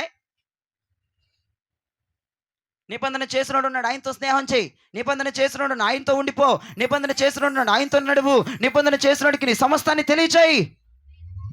నిబంధన చేసినోడితోనే ఉండు. నిబంధన చేసిన వాడు దేవుడే గొప్పవాడు. నిబంధన చేసిన వాని జనులే మన జనులు. ఆమేన్ చెప్పండి. హల్లెలూయా, హల్లెలూయా. కాబట్టి రూతమ్మ అత్తతో సహవాసం చేసినట్లుగా నిబంధన రూతు ఎవరితో చేసిందో వాళ్ళతోనే సహవాసం చేసింది. నిబంధన రూతు ఎవరితో చేసిందో ఆ రూతు చేసే ప్రతి విషయం అత్తతో చెప్పింది. నీవు కూడా నిబంధన ఎవరితో చేసేవో వాళ్ళతోనే సహవాసములో ఉందువుగాక. నిబంధన ఎవరితో చేసేవో నీ ప్రతి పరివారికి తెలియనుగాక. డ్రామాలు చేసావా? పోతావు. అడ్రస్ లేకుండా మెడ్రాస్ పోతావు. చెప్తున్నా, సెంటిమెంట్ డైలాగులు మళ్ళా చెప్తున్నా, పనికిరావు. దేవుని దగ్గర గుర్తుపెట్టుకో. దుష్టుడు నీ తండ్రి ఉన్నాడా? No, never. ఒప్పుకోడు. దుష్టుడేనా? నీ తండ్రే దుష్టుడా? నీ తల్లే దుష్టురాలా? వాళ్ళతో సహవాసం చేసిన, వాళ్ళ మాట విన్నా, దేవుడికి ఇచ్చిన మాట వాళ్ళని బట్టి పక్కన పెట్టినా, నువ్వు వాళ్ళతో పాటు కలిసి కట్టగట్టుకుని మొత్తం వెళ్ళిపోతారు. మా అమ్మ కదయ్యా, మా నాన్న కదయ్యా, ఇప్పుడు జయరాజు గారు వచ్చాయ్యా, మా నాన్న అంటున్నాడయ్యా, నీ నాన్నతోనే పోరా అంటాడు. సరిపోద్ది నాకు. అందుకే ఎవడి మాట వినొద్దండి. దేవునితో నేను సపరేట్గా నిబంధన చేశాను, దేవుడు నాతో నిబంధన చేశాడు. మా ఇద్దరి మధ్యలోనికి ఏ క్యారెక్టర్ చొరబడకూడదు. మీకు ఇష్టమైతే గట్టిగా ఆమేన్ చెప్పండి. అది నా సొంత సమర్పణ, అది మీ సొంత సమర్పణ అవ్వాలి. అది నీ సొంతంగా మా సొంతం కాదు కంటే అందరికీ వర్తిస్తుంది. షరతులు అందరికీ వర్తిస్తాయి, నాకు ఒక్కడికే కాదు. ఎక్స్పెషలీ ఆ షరతులు వర్తించకే యోనాతాను సచ్చాడు. ఆ షరతులు వర్తించకే ఎలీషా శిష్యుడు గొడ్లు వెళ్ళి యోర్దాన్లో పడిపోయింది. మాట వింటేనేగా మరి మీరు. దేవుడు ఏమన్నాడు? అబ్రాహాము ఏమన్నాడు? దుష్టులతో నీతిమంతులను కలిపి చంపొద్దు. ఇప్పుడు దేవుడు డైలాగు, మరి దుష్టులతో నీతిమంతులు కలిసిపోతే చంపేస్తా. ఇప్పుడు నువ్వేమన్నావు? అబ్రాహాము దుష్టులతో నీతిమంతులను కలిపి నువ్వు చంపొద్దు అన్నాడు. మరి దుష్టులతో నీతిమంతులు కలిసిపోతే చంపేస్తా అంతే, ఖచ్చితం. దుష్టులతో నీతిమంతులు కలిశారా? చంపుతా. దుష్టులకి వ్యతిరేకంగా ఉన్నారా? దుష్టులకు దూరంగా ఉన్నారా? దుష్టుల మాట వినట్లేదా? దుష్టుల ఆలోచన తీసుకోవట్లేదా? వాళ్ళంతా వ్యతిరేకమైన ఆలోచన, వాళ్ళని నిలబెడతా. దేవునికి స్తోత్రం చెప్పండి. నీతిమంతులు బ్రతుకుదురుగాక, నీతిమంతులు బ్రతుకుదురుగాక. మొదటి మాట, నిబంధన చేసిన వానితోనే సహవాసం చెయ్యాలి. ఎప్పటి వరకు? చివరి వరకు, జీవితాంతం వరకు, కొన ఊపిరి ఉన్నంత వరకు ఎవరితో నిబంధన చేసావో ఆ దేవునితోనే ఉండాలి. రూతం ఉన్నట్లు ఉండాలి. సమర్పించుకోండి. మొదటి మాట. ఒకవేళ ఉండలేదు అనుకో, ఏమైంది? యోనాతాన్ లాగా సౌలుతో ఉన్నావనుకో, తండ్రే దుష్టుడాడు ఉన్నావనుకో, ఏమైపోద్ది? నీవు కూడా సరి సమానంగా దుష్టుల గుంపులోనికి పోతావు. వాళ్ళకి పడే శిక్ష నీకు పడుతుంది. నువ్వు ఎలాగో కొద్దిగా గొప్ప ప్రార్థన చేస్తున్నావు కాబట్టి, సమర్పణలో ఉన్నావు కాబట్టి, నీతిగా ఉన్నావు కాబట్టి, యథార్థంగా ఉన్నావు కాబట్టి, ఎవరితో కలవమాకుండవు. నీకు వందనాలు. ఎవరితో కలవబాకమ్మా. దుష్టులతో అస్సలే కలవద్దు. హాయ్ అంటే హాయ్, బై అంటే బై, అంతే. సమాధాన పడాలి కాబట్టి మాట్లాడడం నేర్చుకుందాం, అంతేగా, అయిపోయింది.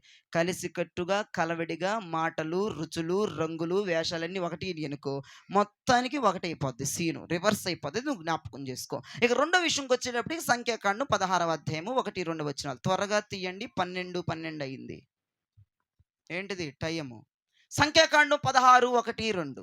లేవికి మునిమనుమడును లేవీకి మునిమనవడు, కహాతుకు మనమడును కహాతుకు మనవడు, ఇస్హారు కుమారుడు నగు ఇసారు కుమారుడగు కోరాహు కొరాహు, రూబేనీయులలో రొబేనీలలో ఏలీయాబు కుమారులైన ఏలియాబు కుమారులైన దాతాను దాతాను, అభిరాములను అభిరాములను, పెలేతు కుమారుడైన పెలేతు కుమారులైన ఓనును యోచించుకొని ఓనును కలిసిపోయారు ముగ్గురు.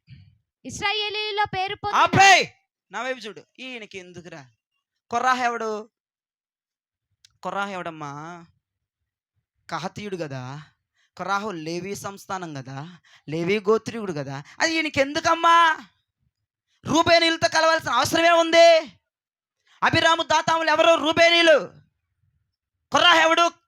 కహతీయుడు, లేవి సంస్థానానికి పుట్టినవాడు, లేవి సంస్థానంలో ఉన్నవాడు. ఎవరే? కొరాహ. ప్రతిష్ఠించబడిన సంస్థానం కదరా, ప్రతిష్ఠించబడిన గుంపు కదరా. నీకు ఒక ప్రత్యేకత ఉంది, నీకు ఒక స్థాయి ఉంది. దేవుని రాజ్యభారం నీ భుజముల మీద మోయగలిగిన కెపాసిటీ కలిగి ఉన్నావు కదయ్యా. అయ్యా, ఈ రూబేనులతో ఎందుకు కలిసేవయ్యా?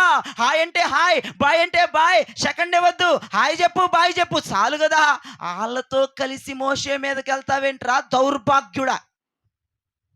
నీ కులం ఏంటి, గోత్రం ఏంటి, ప్రతిష్ఠిత ఏంటి, సమర్పణ ఏంటి, నువ్వేంటి, నీ వ్యవహారం ఏంటి, నీ కుటుంబం ఏంటి, నీ గోత్రం ఏంటి, నీ అలవాట్లు ఏంటి, నీ పద్ధతులు ఏంటి, నువ్వు కలిసిన వాళ్ళు ఏంటి? నాకు అర్థం కావట్లే. ఏమండి రోడ్డు మీద కలిసారండి, మాట్లాడేవండి, పునుగులు పట్టణం ఇచ్చామండి, తీసుకున్నామండి, మేము కూడా ఎదురిచ్చామండి అంటే అయిపోయింది. ఇద్దరు చేతుల మీద చేతులు వేసుకొని, చట్టపట్టాలు వేసుకొని, మాటలు కలిసి, చూపులు కలిసి, మనసులు కలిసి ఇంటికి ఎందుకండి? వాళ్ళు ఎవరండి? రూబేనీలు. ఎందుకు తిరుగుతున్న ప్రదీప్? వాళ్ళు ఎవరండి? ఎవరు వాళ్ళు?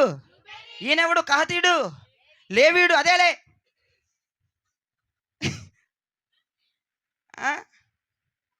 ఆ లేవి గోత్రానికి చెందినవాడు కదా, లేవి కులానికి చెందినవాడు కదా, లేవి సంస్థానానికి చెందినవాడు కదా, ప్రతిష్ఠించబడిన వాళ్ళు కదా, సమర్పించబడిన వాళ్ళు కదా, దేవుని యాజక సమూహం కదా అది. కొరాహు ఏం అభిరాము దాతాములు ఫ్రెండ్సా? జిగడే దోస్తులు అంటున్నాడంట. వీడి పని అయిపోయింది. వీడికి ముందు తెలియట్లా, కొరాహకి తెలియట్లా, భూమి నెరవిడిచిద్దన్న విషయం వీడికి తెలియట్లా, భూమి మింగేద్దన్న విషయం తెలియట్లా. జిగిడి దోస్తులంట. దాతాం ఇక్కడ ఉన్నాడు, అభిరామ్ అక్కడ ఉన్నాడు, ముగ్గురు చేతులు వేసుకొని లల్లల్లా అని వెళ్తున్నారు. ముందుకెళ్తే కొంచెం గోతులో పడిపోతా ఉన్న విషయం వీడికి తెలియదు. నీకు ఎందుకయ్యా?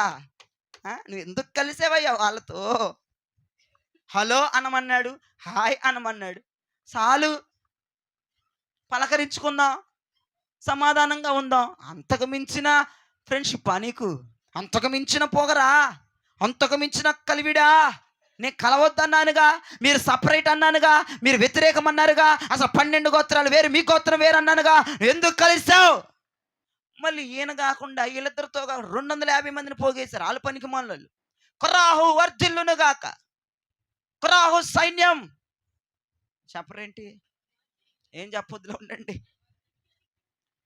కొరాహు సైన్యం వర్ధిల్లును గాక, అభిరాము దాతాము సైన్యాలు. వీళ్ళ పేర్లు చూడండి. మళ్ళీ అసలు కొరాహు, అభిరాము, దాతాం అంటే ఒళ్ళు మండిపోతుంది నాకు. వీళ్ళ పేర్లు కొరాహు పక్కన వంటంటే నాకు ఒళ్ళు మండిపోతుంది. 250 మందిని వీళ్ళ కొరకు బిర్యానీ పొట్లాలు, ఒక్కొక్కడికి ఒక బిర్యానీ పొట్లం ఇప్పించి జై జై కొట్టించుకోవడానికి పిలిపించుకున్నాడు కొరాహు. మొత్తం మోషేకి తిరగబడిపోయారు. కాసేపట్లో భూమి సిస్టమ్ చేసేసాడు దేవుడు. ఒక ప్రోగ్రాం అనమాట. భూమిలా నెరవేర్చిద్ది అనమాట. 250 మంది ఉన్నారా? ఈ కొరాగడు ఉన్నాడు కదమ్మా, లేవి గోత్రికుడు, ప్రతిష్ఠితుడు, అభిరాము దాతాములు. మరి రూబేనులతో కలిసిపోయాడు కదా. వీళ్ళిద్దరితో కలిసినందుకు 250 మందికి బిర్యానీ పొట్లాలు ఇచ్చి జై జైలు కొట్టించుకున్నందుకు ఆ 250 మంది ఈ అభిరాము దాతాములతో కలిపి కొరాహుని వేసేసాడు, భూమిలో కప్పెట్టేశాడు. స్తోత్రం చెప్పండి. ఎందుకయ్యా? నువ్వు ఉన్న ప్లేస్లో ఉండొచ్చు కదా, నువ్వు ఉన్న స్థాయిలో ఉండొచ్చు కదా, నువ్వు ఉన్న ప్రతిష్టతలో ఉండొచ్చు కదా. ఎందుకు వచ్చిన బాధలు? జాగ్రత్త పడితే మంచిదన్నా. నేనేమీ చెప్పట్లా, జాగ్రత్త పడండి. రూబేనీలతో కలిసి కట్టుగా ఉండొద్దు, రూబేనీలతో కలవడిగా ఉండొద్దు. వాళ్ళు దుష్టులండి, వాళ్ళు వ్యతిరేకులండి. దేవుని స్వభావానికి, దేవుని రూపానికి, దేవుని యొక్క పోలికకి వారి వ్యతిరేకులండి. వాళ్ళతో నీ వ్యవహారం ఏంటి? ఏదో 2 మాటలు మాట్లాడేవి అయిపోయింది. గంటల సోదేంటే? హదులు అక్కడి నుండే. రూబేనీలు అంటే, మనం లేవీలు అంటే, మనం యాజకులు అంటే, మన రాజుల సమూహం అంటే, బాగోదు రోడ్ల మీద గంటలు మాట్లాడుతున్నావు రూబేనీలతో. నీకెందుకు మధ్య చర్చికి రాని వాళ్ళతో నీకేం పని? దేవుని మాట విన్న వాళ్ళతో నీకేం పని? దేవునికి వ్యతిరేకంగా ఉన్న వాళ్ళతో నీకేం పని? వాక్యం విని కూడా చేయని వాళ్ళతో నీకే పని అంటున్నా. గంటల గంటలు మాట్లాడాల్సిన పని, ఇళ్లలో కూర్చోబెట్టుకొని మాట్లాడాల్సిన పని అవసరమా? నీ మంచి కోసం చెప్తున్నానమ్మా, నన్ను తప్పుగా అర్థం చేసుకుని నేను ఏం చేయలేను, జాగ్రత్త పడమని చెప్తున్నా. రూబేనులు ఉన్నారు మన మధ్య కూడా, తెల్లని బట్టల్లో దేవదూతల్లాగా నిలువెత్తు ఉన్నారు, గమనించుకో, జాగ్రత్త పడు అంటున్నా. నేనేమంట్లా, జాగ్రత్త పడితే మంచిది అనండి గట్టికోసారి, ఇంకోసారి అనండి. ఏవోనమ్మా, ఏ పుట్లో ఏ పాము ఉంటుందో మరి చెప్పాను, మీ ఇష్టం చేత చేయండి లేకపోతే లేదమ్మా. యెహోషువ 7వ అధ్యాయము 24 నుంచి 26 చదివి పెట్టండి. ముగించేసా. ఏమో నాకెందుకు, మీ మంచి కోసం చెప్తున్నా. తరువాత ఆ యెహోషువయు ఉమ్, ఇశ్రాయేలీలందరూ ఉమ్, జరాహు కుమారుడైన ఆకానును, ఉమ్, ఆ వెండిని, ఉమ్, ఆ పై వస్త్రమును, ఉమ్, ఆ బంగారు కమ్మిని, ఆ, ఆకాను కుమారులను కుమార్తెలను, ఆ, ఎద్దులను, ఆ, గాడిదలను, ఆ, మందను, ఆ, డేరాను, ఆ. వానికి కలిగిన సమస్తమును ఆగాగా. ఏమండి తప్పు చేసింది ఎవడు? ఏయ్ నా వైపు చూడు, తప్పు చేసింది ఎవడు? గట్టిగా చెప్పాలి. పాపం చేసింది ఎవడు? బంగారపు కొమ్మి దొబ్బేసింది ఎవడు? గుడాలోకి తీసుకెళ్ళింది ఎవడు? కప్పెట్టేసింది ఎవడు? దాసింది ఎవడు? డ్రామా చేసింది ఎవడు? వెనకోలు చెప్పట్లేదే, మీకుంటది. ఫ్యాన్లుడి పడిపోవాలన్నానంటే నిజంగానే పడతాయి, తలల బద్దలైపోతాయి. మాట్లాడండి. తప్పు చేసింది ఎవడు? హలో కుర్చీలో వాళ్ళు, స్పెషల్ థ్యాంక్స్ మీకు. గట్టిగా చెప్పండి, తప్పు చేసింది ఎవడు చెప్పండి, లేకపోతే మీ పేరు చెప్పాలా. ఆకానుగాడు తప్పు చేసాడు కాబట్టి సిగ్గు లేకుండా వాడి పేరు చెప్పండి. తప్పు చేసింది ఎవడు? పాపం చేసింది ఎవడు? దొంగలించింది ఎవడు? బంగారపు కమ్మి గుడారలోకి తీసుకెళ్ళింది ఎవడు? భూమిని తవ్వింది ఎవడు? కప్పెట్టింది ఎవడు? ఏమీ తెలియనట్లుగా నవ్వుతుంది ఎవడు? చేతులు దులుపుకుంది ఎవడు? చేతులు కట్టుకుంది ఎవడు? వందనాలు అంటుంది ఎవడు? అన్నీ చేసి తెలియనట్లుగా ఉంటుంది ఎవడు? ఇప్పుడు అక్కడ మ్యాటర్ అర్థమైందా? ఆకానుగడి తప్ప చేస్తే ఆకాను కొడుకులు ఏం చేశాడు, కూతుర్లు ఏం చేశాడు, వాళ్ళ ఇల్లు ఏం చేసింది, వాళ్ళ ఇంటి సభ్యులు ఏం చేశారు, మొత్తాన్ని చంపేశాడు. ఎందుకు అంటున్నాను. ఇప్పుడు తప్పు చేసిన ఒక్కగానొక్క ఆకాను, కుటుంబ సభ్యులందరికీ శిక్ష. ఎందుకు? భార్య అంది, దేవునికి స్తోత్రం, ప్రార్థన కూటం పెట్టుకుందాం, మంచిదే తీసుకొచ్చావు, ఏకీభవించింది భర్తతో. ఆ బంగారు కొమ్మి తీసుకొస్తే నీకు లాంటిదే, అయ్యా ఒక 4 రోజులు 5 రోజులు ఆగు, ఎవరు దీని కొరకు ఇన్వెస్టిగేషన్ చేయకపోతే, సిఐడి లాగా వచ్చి కెమెరాలు పెట్టి చూడకపోతే ప్రార్థన కూటం పెడదాం, నలుగురు సెయ్యి మాత్రమే కడిగిద్దాం. అదేమో 30 లక్షలు వస్తుంది, ఏమో నలుగురు సెయ్యి కడిగిచ్చిద్దంట. చూడు మళ్ళీ అది దొంగతనం చేసి వచ్చిన సొమ్ము ఏమంటే నలుగురు పెట్టిద్దంట. భార్య మాటలయ్యి నేనంట్లా. ఏకీభవిస్తే ఉంటుంది మనకి. తప్పుని తప్పుగా మాట్లాడాలి. తప్పులో పాలు భాగస్తులు అయ్యారనుకో, నీకు తునకలే, కైమోనే, కండక కండ, ఎముక ఎముక, బొనికకు బొనిక, తలక తలే. కొడుక, అమ్మ, తల్ల, నాన్న, చెల్ల, తప్పులో ఏకీపించవు, అయిపోయావు. ఏమండి ఆకాను భార్య కదండి మరి, అందుకే కదండి రాళ్ళతో చంపబడింది. అయ్యో ఆకాను కడుపును పుట్టినోళ్ళు కదండి, నానా భలే మంచి పని చేసావు నాన్న అని సంబరపడిపోయి ఆ గొయ్యి దొవ్వింది కూడా వాళ్ళే, ఇంట్లోళ్ళే. ఇక్కడ పెట్టేసుకొని కాముకున్నారు, సహకరించేశారు అందరూ. ఏమీ తెలియనట్లు, అమ్మ మాకు తెలియదండి, మేము ముట్టమండి, మేము అంటూ ముట్టమండి, మీ రోజు నీసు తినమండి, లెంటి డేస్ అండి. తినేసింది బిర్యానీ పొట్లం, లెంటి డేస్. సైతాన్ తినేసింది, ఏంజలు తినేసింది, చికెన్ జాయింట్లు తినేసేసి లెంటి డేస్ అండి, మేము నీసు తిననే తినం. తప్పులో ఏకీభవిస్తే నీకు కూడా శిక్ష ఉంటుందా ఉండదా? నీకు కూడా బలమైన శిక్ష ఉంటుంది. ఆకాని మీదకి ఏ శాపం వస్తుంది, నీ మీదకి కూడా సేమ్ పించ్ శాపం. మొత్తాన్ని నిలబెట్టారు. ఆ కోరులో శ్రమ కలిగి అక్కడ నిలబెట్టి మొత్తాన్ని రాళ్ళేసి కొడితే తలలు పుచ్చలు వెళ్ళిపోయినట్టు వెళ్ళిపోయినాయి అంతే ఒక్కొక్కడికి. భార్య అంటుంది, నన్ను ఎందుకు చంపుతారు, ఆ దుర్మార్గం ఈయన కట్టుకున్నందుకు. ఆకానుగాడు అంటే, నువ్వే కదే గొయ్యితో వింది పాపిష్టి. అయ్యో నాన్న, నువ్వు చేసిన పాపానికి నన్ను తంటున్నారు, ఒరే నువ్వే కదరా నా చేతికి మట్టింటితే నీళ్లు పోసింది. ఏంట్రా నా శ్రమలు, నన్ను నా మీద రాళ్ళు పడితే మీరు సైడ్ అయిపోతారు, మొత్తం వేసామన్నాడు దేవుడు లోపల. వీళ్ళు మొత్తం నాటకాలు బెచ్చి కుటుంబం, కూతురికి తెలుసు, తల్లికి తెలుసు, భర్తకి తెలుసు, అందరికి తెలుసు, వీళ్ళు నాటకాలు, ఇల్లు మొత్తాన్ని పడే జైల్లో అన్నాడు. జైల్లో పడేస్తే బాగుంటుంది బాబయ్య, వేసి కొడితే పుచ్చులు లెగిసిపోయి మొత్తం కింద పడేసారు, లోయలో కప్పెట్టేశారు. 3వ మాట, తప్పులో ఏకీభవించిన నువ్వు నీతిమంతుడివే, ప్రార్థన పర్రాలివే. నా బిడ్డే కదండి, కడుపులో దాసుకో, నోట్లో దాసుకో, తలలో దాసుకో, సస్తావు. దాసుకోకూడదు. గద్దించే ఓపిక నీలో ఉండాలి, ఖండించే ఓపిక నీలో ఉండాలి, ఆ సమర్పణ నీలో ఉండాలి. నీ కూతురే కావచ్చు, నీ కొడుకే కావచ్చు, నీ భర్తే కావచ్చు, నీ భార్య కావచ్చు, తప్పుకి నువ్వు శిరస్స వంచొద్దు, వ్యతిరేకమైపో. బెత్తం పట్టు, గద్దించు, మడమ తిప్పు, నిలబడు, నిలదొక్కి ఆ తప్పులో నువ్వు ఏకీభవించొద్దు. చేత చేసేవాళ్ళు రారా, లాకర్లో పెడతాను. ఎక్కడ దొబ్బేశారా? ఎంత వద్దంట? ఎవడ చూడలేదుగా? ఓకే, ఇక్కడ రామ నడిచేది తల్లిగా. కొడుకు కంటే 2 లీటరు, కొడుకు రూపాయి, ఏం 2 రూపాయలు మామూలుగా నటించదేక. అయ్యో మా అబ్బాయికి అయ్యో నోట్లో ఎల్లు పెట్టండి, 4 లేదండి. ఆడికి 30 సంవత్సరాలు 4 లేదంటాడికి. తల్లి చేసే డ్రామాలు. ఆకాను భార్య చేసిందండి, అవి గనక ఇక్కడ రాసుంటే అమ్మా నవ్వుకునే వాళ్ళం మనం. రాసి లేవు, నేను వర్ణిస్తున్నా మీకు. అర్థమైందా? వాక్యం ఎప్పుడు అక్షర సత్యం కాదండి, అలంకార రూపకంగా ఉంటుందండి. మనం ఊహించి మాట్లాడాలి అక్కడ జరిగిన సిచ్యువేషన్. నేను వాక్యం చదువుతూ ఉంటే దేవుడు ఊహించమన్నాడు. అసలు ఏం జరుగుతుందంటే, భార్య కూడా ఆకానికి ఏకీభవించిందంట, వాళ్ళ బిడ్డలు కూడా ఆకానికి ఏకీభవించారంట. గుడారంలోకి వస్తే భార్యకి తెలియదా తెచ్చింది విషయం? పిల్లలకి తెలియదా? తవ్వుతుంటండి పిల్లలు అడికిరితో లేగరా? అందరికీ తెలుసండి ఈ డ్రామాలు. అందుకు మొత్తాన్ని చంపేమన్నాడు దేవుడు, సరిపోలా? అందుకంటున్నా, నీతిమంతుడు గనక తప్పు చేసేవాడితో ఏకీభవిస్తే, నీతిమంతుడు తప్పు చేసే వాళ్ళని సమర్థిస్తే, నీతిమంతులు పాపం చేసే వాళ్ళకి భరోసాగా నిలబడితే, నీతిమంతులు పాపం చేసేవాడి పక్షానుంటే ఆడికి ఏ శిక్ష పడిద్దో నీకు కూడా పొల్లు అక్షరం పోకుండా అదే శిక్ష ఖాయం. ఖచ్చితంగా నేను చెప్తున్నాను. నీతిమంతులు వాళ్ళతోనే ఉంటుంటే ఏం చేస్తాడండి దేవుడు మాత్రం?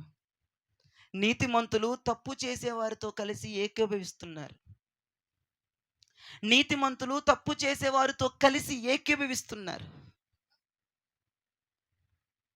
నీతిమంతులే ప్రతిష్ఠతాపరులు రూబేనీయులతో దుర్మార్గులతో కలగలిపి ఉన్నారు. నీతిమంతులు దుష్టులతో కలిసిపోయారు. ఏం చేయమంటావు మరి దేవుణ్ణి? ఎలా క్షమించమంటావు? వేరు బంధం చూపించు. తప్పు చేసే వాళ్ళకి నీకు తేడా కనపడాలి. అయ్యా నేను వాడి తప్పులు ఏకీపించలేదయ్యా, వాడు నా కొడుకేనయ్యా, అది నా భార్యనయ్యా, అది నా అయ్యా ప్రభు మా భర్తేనయ్యా, వాడు నా కుమారుడే, కానీ నేను ఏకీపించనయ్యా. శిక్షిస్తా, ఖండిస్తా, వాక్యం చేత ఖండిస్తా, బెత్తం చేత ఖండిస్తా, మాటల చేత ఖండిస్తా, నాకు ఓపికన్నంత వరకు ఖండిస్తా. నేను మాత్రం ఏకీభవించనయ్యా. వాడి తప్పులో చిల్లి గవ్వ కూడా నాది వెళ్ళదయ్యా. ఓకే, నువ్వు కాపాడబడతావు. నువ్వు కలిస్తే ఎందుకు కాపాడబడతావు? మరి నా ప్రార్థన చూడు, నా విశ్వాసం చూడు, నా భక్తి చూడు, డైలాగులు ఎందుకు? నువ్వు కలిసిపోయావుగా. భర్తతో కలిసావు, కొడుకుతో కలిసావు, కూతురుతో కలిసావు, అందరితో కలిసిపోయి తప్పులని మరుగు చేసేసి గుడారంలో కింద కప్పెట్టేసి హాయిగా చేతులు దులుపుకొని చేతులు కట్టుకొని నుంచుంటే ఫ్యామిలీ అంత చూస్తాడు అనుకుంటున్నావా? ఉంటుందమ్మా. ఎవరు తప్పు చేసినా సరే ఎవరి తప్పులో మనం పాలిభాగస్తులు అవ్వకూడదు. తప్పును ఖండించి నీకు ఓపుకుంటే తప్పును ఖండించు, తప్పుకు వ్యతిరేకంగా ఉండు. నీకు ఓపుకుంటే చేయ పనులు కూడా, లేకపోతే మానేసి. తప్పు జోలికి వెళ్ళొద్దు, చెడు జోలికి వెళ్ళొద్దు, పాపిష్టోళ్ళ జోలికి వెళ్ళొద్దు. అలా వెళ్ళినందుకే కదండి నీతిమంతులు సచ్చారు. నాకు అర్థమైన విషయం అది. ఈరోజు మీకు అందరికి అర్థమైతే దేవునికి స్తోత్రం చెప్పండి. హల్లెలూయా. మొదటిగా నిబంధన చేసేవాడితో లేకపోతే నీకే పడిద్ది. నిబంధన చేసినోడితో లేవనుకో నీకే పడిద్ది. రెండో మాట చెప్పండి. ప్రతిష్ఠతలో ఉన్నావు కదా, సమర్పణలో ఉన్నావు కదా, నువ్వు ఏ ప్రతిష్ఠతలో ఉన్నావో ఆ ప్రతిష్ఠతలో ఉన్నోళ్ళతోనే నీ స్నేహం ఉండాలి. లేవీయుడు ఎవరితో స్నేహం చేయాలి? లేవీయులతో చెయ్యాలి. కానీ ఈయనేం చేశాడు? రూబేనీలతో కలిసిపోయి, అబీరాము దాతాములతో కలిసిపోయి, 250 మందితో కలిసిపోయి ప్రతిష్ఠిత పరుడు ప్రతిష్ఠిత లేనోడితో కలిసి తిరుగుతున్నాడు. సమర్పణ పరుడు సమర్పణ లేనోడితో కలిసి తిరుగుతూ. ఏంటమ్మా బుద్ధి లేని పనులు?